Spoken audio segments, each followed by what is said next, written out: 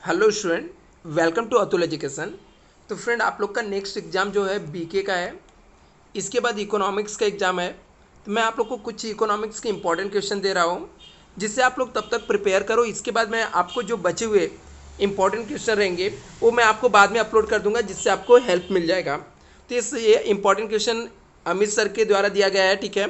Economics पढ़ाते हैं, काफ़ी एक्सपीरियंस है, तो उन्होंने बहुत सारे इंपॉर्टेंट क्वेश्चन निकाल के रखा है, जिसमें से कुछ क्वेश्चन मैं आपको बता रहा हूँ कि जब तक आपके पास बीच में गैप बहुत ज़्यादा है, मतलब बीके के पेपर के लिए आपके लिए टाइम बहुत ज़्यादा है, तो जब तक बीच में गैप है तो आप बीके के पेपर को प्रैक्टिस के साथ साथ इकोनॉमिक्स का भी प्रिपरेशन आपको करना है।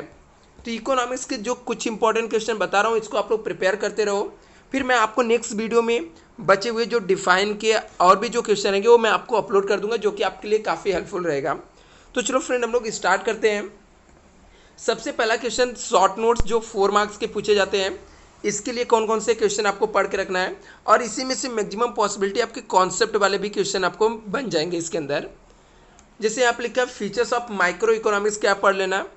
फीचर्स ऑफ माइक्रो इकोनॉमिक्स क्या है, ये दो में से एक क्वेश्चन मैक्सिमम टाइम एग्जाम में आता ही आता है, तो आप अच्छे से प्रिपेयर कर लेना।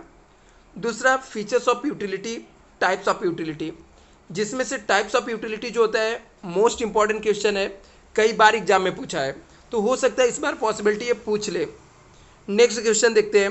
उससे पहले फ्रेंड, अभी तक आप लोगों ने चैनल को सब्सक्राइब नहीं किया तो चैनल को सब्सक्राइब कर लेना, इस वीडियो को लाइक कर देना। जैसे आप सब्सक्राइब करके रखोगे तो मैं नेक्स्ट वीडियो लाऊंगा तो आप लोग को तुरंत नोटिफिकेशन मिल जाएगा। नेक्स्ट यहाँ पे देखते हैं, टाइप्स ऑफ यूटिलिटी मैंने बोला कि नेक्स्ट एग्जाम के लिए काफ़ी इंपॉर्टेंट है, कई बार एग्जाम में पूछा गया है।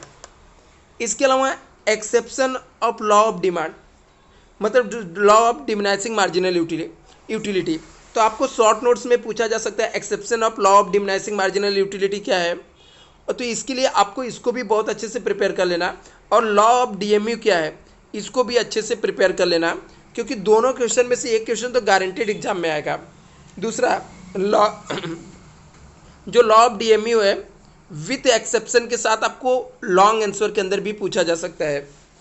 नेक्स्ट यहाँ पे exception of law of demand क्या होता है, लॉ ऑफ डिमांड के कुछ एक्सेप्शन है, ये भी आप पढ़ लेना, ठीक है, कि जहाँ पर लॉ ऑफ डिमांड अप्लीकेबल नहीं होता है। फीचर्स ऑफ परफेक्ट कंपटीशन क्या है, फीचर्स ऑफ मोनोपोली क्या है, फीचर्स ऑफ इंडेक्स नंबर और features of national income, types of monopoly, types of index number, ये सब इसके इंपॉर्टेंट क्वेश्चन है जो कि 4 मार्क्स के लिए आपके लिए इंपॉर्टेंस है। तो 4 मार्क्स के लिए इतने जो क्वेश्चन मैंने दिया इसको प्रिपेयर कर लो।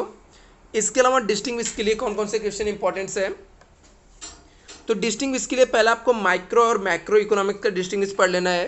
टू मार्क्स का आपको पूछा जाता है, तो 2 मार्क्स के लिए आपको ज़्यादा से ज़्यादा 3 to 4 पॉइंट से ज़्यादा आपको नहीं लिखना है। तो आपको जो 2 मार्क्स के लिए डिस्टिंग्विश पूछा जाता है, इसमें 2 से 3 पॉइंट से ज़्यादा आपको नहीं लिखना है। यूटिलिटी एंड यूजफुलनेस में क्या डिफरेंस है, ये भी आपको पूछा गया है, तो ये भी आपको अच्छे से प्रिपेयर कर लेना है। यूटिलिटी एंड यूजफुलनेस क्या होता है, स्टॉक एंड सप्लाई के बीच में डिफरेंस क्या है, स्टॉक क्या होता है, सप्लाई क्या होता है, इसका डिस्टिंग्विश पढ़ लेना। जिसमें से यदि मोस्ट इंपॉर्टेंट बात करें तो माइक्रो और मैक्रो इकोनॉमिक्स का डिस्टिंग्विश मोस्टली पूछा जाता है। इसके बाद टोटल यूटिलिटी और मार्जिनल यूटिलिटीज़ क्या होता है, टोटल यूटिलिटीज़ का और मार्जिनल यूटिलिटी का डिस्टिंग्विश पढ़ लेना, जो कि काफ़ी इंपॉर्टेंस है। मोस्ट प्रोबेबिलिटी इस बार एग्जाम में आ जाए कि टोटल यूटिलिटी और मार्जिनल यूटिलिटी क्या है का डिस्टिंग्विश। एक्सपांसन ऑफ डिमांड और कॉन्ट्रैक्शन ऑफ डिमांड क्या होता है, इंक्रीजिंग ऑफ डिमांड और डिक्रीजिंग ऑफ डिमांड, ये दोनों में से एक आपको डिस्टिंग्विश आने के चांसेस मैक्सिमम है, मीन्स 90% हम लोग मान के चलते कि ये दोनों में से एक डिस्टिंग्विश आ जाएगा। इन केस हो सकता नहीं आए, वो अलग बात है, आपके पास टाइम है तो आप एक्स्ट्रा क्वेश्चन पढ़ लेना, बट मोस्टली इसको पढ़ के जाना है। परफेक्ट इलास्टिसिटी डिमांड और परफेक्ट इन इलास्टिसिटी डिमांड का डिस्टिंग्विश पढ़ लेना। प्लेस यूटिलिटी, टाइम यूटिलिटी का जो डिस्टिंग्विश है ये आपको पढ़ लेना है। प्राइस इंडेक्स नंबर और क्वांटिटी इंडेक्स नंबर क्या है, इसके भी आपको डिस्टिंग्विश पढ़ लेना है। आपको डिस्क्रिप्शन बॉक्स में एक व्हाट्सअप ग्रुप का लिंक दे देता हूँ फ्रेंड, जहाँ आप लोग ज्वाइन कर लेना। आपको ये जो भी क्वेश्चन रहेगा इसका मैं आपको भेज दूंगा या पीडीएफ में आपको शेयर कर दूंगा। दूसरा, हम लोग लॉन्ग आंसर की बात करते हैं, तो लॉन्ग आंसर के अंदर आपको कौन कौन से पढ़ के जाने हैं 8 मार्क्स के लिए। Law of demand with assumption और एग्जम्पशन पढ़ लेना, ठीक है, डायग्राम के साथ लॉ ऑफ डिमांड पढ़ के जाना।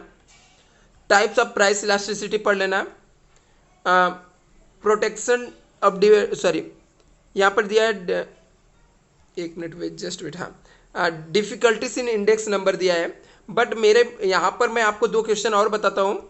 एक law of demand with assumption पढ़ लेना, टाइप्स ऑफ प्राइस यूटिलिटी, उसके बाद लॉ ऑफ सप्लाई पढ़ लेना with exception, law of supply with exception पढ़ लेना।